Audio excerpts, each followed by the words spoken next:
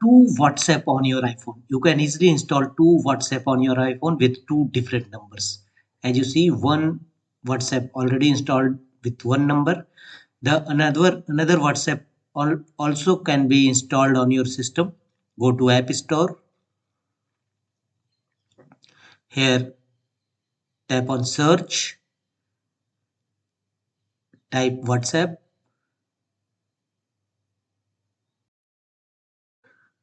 search, and you can see WhatsApp Messenger already installed. And the another one is WhatsApp Business. This one you can install in your system with another number. The first one is WhatsApp Messenger already installed, and the second one is WhatsApp Business. You can install it on your system with another number. Follow on screen instruction to complete the process.